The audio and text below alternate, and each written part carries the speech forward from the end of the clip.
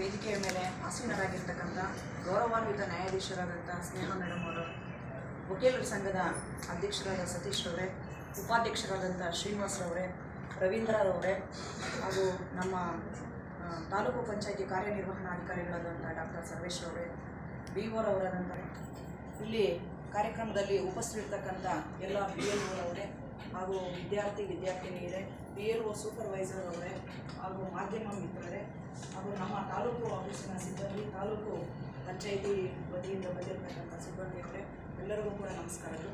ಇವತ್ತಿನ ದಿನ ನಾವು ರಾಷ್ಟ್ರೀಯ ಮಟ್ಟ ಮಾಡ್ತಾ ಇದ್ದೀವಿ. ಈಗಾಗಲೇ ಗೌರವಾನ್ವಿತ ನ್ಯಾಯಾಧೀಶರು ಮತ್ತು ನಮ್ಮ ವಕೀಲರುಗಳು ಈಗಾಗಲೇ ಸಾಕಷ್ಟು ವಿಷಯಗಳನ್ನು ತಮ್ಮ ಮುಂದೆ ತಿಳಿಸ್ಕೊಟ್ಟಿದ್ದಾರೆ. 1950 ಜನವರಿ 25ನೇ ತಾರೀಕು ನಮ್ಮ ಚುನಾವಣಾ ಆಯೋಗ ಸ್ಥಾಪನೆಯಾದ ಒಂದು ಸವಿ ನೆನಪಿನ ಅರ್ಥವಾಗಿ ನಾವು 2011ರಿಂದ ಈ ಒಂದು ಮತದಾರರ ದಿನವನ್ನು ಆಚರಣೆ ಮಾಡಿಕೊಳ್ತಾ ಬರ್ತಾ ಇದ್ದೀವಿ. ಸೊ ನಾವು ಕೂಡ ಡಿಸೆಂಬರ್ನಲ್ಲಿ ನೋಂದಣಿ ಅಭಿಯಾನವನ್ನು, ಮತದಾರರ ನೋಂದಣಿ ಅಭಿಯಾನವನ್ನು ಸತತವಾಗಿ 3 ದಿನ ನಾವು ಮುಳಬಾಗಿಲು ಇದರಲ್ಲಿ ಆಯೋಗದ ನಿರ್ದೇಶನದ ಪ್ರಕಾರ ನಾವು ಅಭಿಯಾನವನ್ನು ಹಮ್ಮಿಕೊಂಡಿದ್ವಿ. ನಾವು ಕೂಡ ಖುದ್ದಾಗಿ ನಾವು ನಮ್ಮ BOರವರು ಕೂಡ ಎಲ್ಲ ಗ್ರಾಮಾಂತರ ಪ್ರದೇಶಗಳಲ್ಲಿ ಮತ್ತು ನಗರ ಪ್ರದೇಶಗಳಲ್ಲಿ ಇರ್ತಕ್ಕಂಥ PU ಕಾಲೇಜುಗಳಿಗೆ, ಡಿಗ್ರಿ ಕಾಲೇಜುಗಳಿಗೆ ನಾವೇ ಖುದ್ದಾಗಿ ಭೇಟಿ ನೀಡಿರ್ತೀವಿ.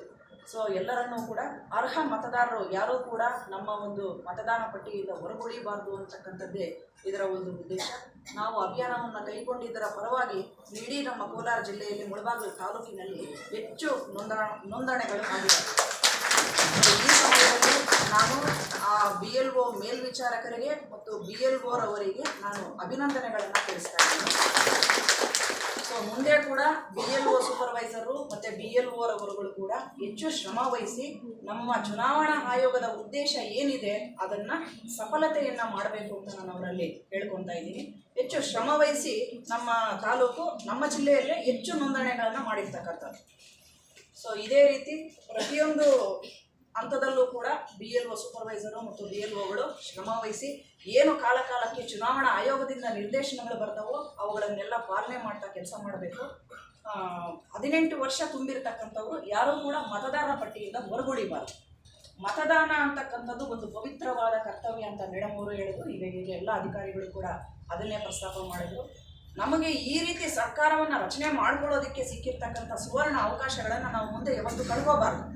ಈ ಒಂದು ನಮಗೆ ಪ್ರಜಾಪ್ರಭುತ್ವವನ್ನು ನಾವೇ ಆರಿಸಿರ್ತಕ್ಕಂಥ ನಾಯಕರು ನಮ್ಮನ್ನು ಆಳ್ವಿಕೆ ಮಾಡೋದಕ್ಕೆ, ಈ ಒಂದು ವ್ಯವಸ್ಥೆನ ಒಂದು ಮಾಡೋದಕ್ಕೆ ಎಷ್ಟೊಂದು ಸ್ವತಂತ್ರ ಹೋರಾಟಗಾರರು ಕಷ್ಟಪಟ್ಟು ನಮಗೆ ಈ ವ್ಯವಸ್ಥೆಯನ್ನು ನಿರ್ಮಾಣ ಮಾಡಿಕೊಟ್ಟಿದ್ದಾರೆ.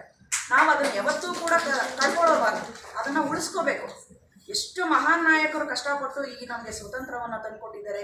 ಈ ಒಂದು ಗಣರಾಜ್ಯವನ್ನು ಸ್ಥಾಪನೆ ಮಾಡ್ಕೋಬೇಕು ಅಂತಂದರೆ ಇಷ್ಟೊಂದು ಕಷ್ಟಪಟ್ಟು ಮಹನೀಯರು ಜೈಲು ಪಾಲಾಗಿದ್ದಾರೆ, ಸೆರೆವಾಸಗಳನ್ನು ಅನುಭವಿಸಿದ್ದಾರೆ, ಸುಮಾರು ಕಷ್ಟಗಳನ್ನು ಪಟ್ಟಿದ್ದಾರೆ.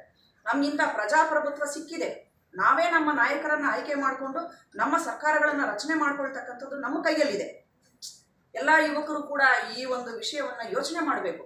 ಮತದಾನ ಮಾಡೋದು ಪವಿತ್ರವಾದ ಕರ್ತವ್ಯ. ನಾವು ಯಾರನ್ನು ಆಯ್ಕೆ ಮಾಡ್ಕೋಬೇಕು, ನಿಮ್ಮ ಮನೆಗಳಲ್ಲಿರ್ತಕ್ಕಂಥ ನಿಮ್ಮ ಅವಿದ್ಯಾವಂತ ತಂದೆ ತಾಯಿಗೂ ಕೂಡ ಯುವಕರು ತಿಳಿ ಹೇಳಬೇಕು. ಅಮ್ಮ ಈ ರೀತಿ ಮಾಡಬೇಕು, ಅಪ್ಪ ಈ ರೀತಿ ನಾವು ಮತದಾನ ಮಾಡಿದ್ರೆ ಇಂಥ ವ್ಯಕ್ತಿಯನ್ನು ನಾವು ಆಯ್ಕೆ ಮಾಡಿಕೊಂಡ್ರೆ ನಮಗೆ ಈ ರೀತಿ ಆಡಳಿತ ಕೊಡ್ತಾರೆ ಅನ್ನೋದನ್ನು ಪ್ರತಿಯೊಬ್ಬರೂ ಕೂಡ ಶಿಕ್ಷಣವಂತರು, ನಿಮ್ಮ ಅವಿದ್ಯಾವಂತರು ಏನಿದ್ದಾರೆ ಅವರಿಗೆ ತಿಳಿ ಹೇಳಿ ಜಾಗೃತಿಯನ್ನು ಮೂಡಿಸ್ಬೇಕು. ಸೊ ಇಂಥ ಸುಭದ್ರವಾದಂಥ ಒಂದು ಆಡಳಿತ ವ್ಯವಸ್ಥೆಯನ್ನು ಮಾಡ್ಕೊಳ್ಳೋದಕ್ಕೆ ಇಷ್ಟೆಲ್ಲ ಇತಿಹಾಸ ಇದೆ. ಇದರ ಹಿಂದೆ ಒಂದು ದೊಡ್ಡ ಇತಿಹಾಸನೇ ಇದೆ. ಸೊ ನಮಗಿಂತ ಅವಕಾಶ ಮಾಡಿಕೊಟ್ಟಿರೋದಕ್ಕೆ ಸೊ ನಾವೆಲ್ಲರೂ ಕೂಡ ಅದನ್ನು ಸದುಪಯೋಗ ಮಾಡ್ಕೋಬೇಕು. ಪ್ರತಿಯೊಬ್ಬರು ಕೂಡ ಮತದಾನದ ಒಂದು ಪಾವಿತ್ರ್ಯತೆಯನ್ನು ಅರ್ಥ ಮಾಡಿಕೊಂಡು ಎಲ್ಲರೂ ಕೂಡ ಮತದಾನ ಮಾಡಬೇಕು. ಕೋಲಾರ ಡಿಸ್ಟಿಕಲ್ಲಿ ನಮ್ಮ EO ಅವರು ಹೇಳಿದ್ರು, ಸ್ಟ್ಯಾಟ್ಸ್ ಹೇಳಿದ್ರು, ಬರೀ 87% ಮಾತ್ರ ಮತದಾನ ಆಗಿತ್ತು ಹಿಂದೆ ಅಂತ ಹೇಳ್ತಾರೆ. ಸೊ ಅದನ್ನು ನಾವು 100%ಗೆ ರೀಚ್ ಮಾಡಬೇಕು. ಯಾವತ್ತೂ ಕೂಡ ಯಾರೂ ಕೂಡ ಮತದಾನ ಮಾಡ್ದಂಗೆ ಮನೆಯಲ್ಲಿ ಉಳ್ಕೋಬಾರ್ದು. ಪ್ರತಿಯೊಬ್ಬರು ಕೂಡ ವೋಟ್ ಮಾಡಬೇಕು. ಅದೇನೇ ಒಂದು ಸಂದೇಶವನ್ನು ನಾನು ಹೇಳ್ತಾ, ಈ ವೇದ ಘೋಷವಾಕ್ಯ ಏನಿದೆ ಅಂದರೆ, ಮತದಾನಕ್ಕಿಂತ ಇನ್ನೊಂದಿಲ್ಲ, ನಾನು ಖಚಿತವಾಗಿ ಮತದಾನ ಮಾಡುವೆ ಅಂತಕ್ಕಂಥದ್ದು ಈ ವರ್ಷದ ಘೋಷವಾಕ್ಯ. ಸೊ ಇದನ್ನು ಒಂದು ಸಂದೇಶವನ್ನು ನಾನು ಹೇಳ್ತಾ, ನಾನು ಮತದಾನದ ಮಹತ್ವವನ್ನು ತಾವೆಲ್ಲರಿಗೂ ಕೂಡ ಅರ್ಥ ಆಗಿದೆ. ತಾವೆಲ್ಲರೂ ಕೂಡ ಯಾರೂ ಕೂಡ ಮತದಾನ ಮಾಡ್ದಂಗೆ ಇರೋದಿಲ್ಲ. 100% ವೋಟ್ ಮಾಡ್ತೀರಾ ಅನ್ನೋ ಒಂದು ಭರವಸೆಯೊಂದಿಗೆ ನನ್ನ ಮಾತನ್ನು ಮುಗಿಸ್ತೇನೆ.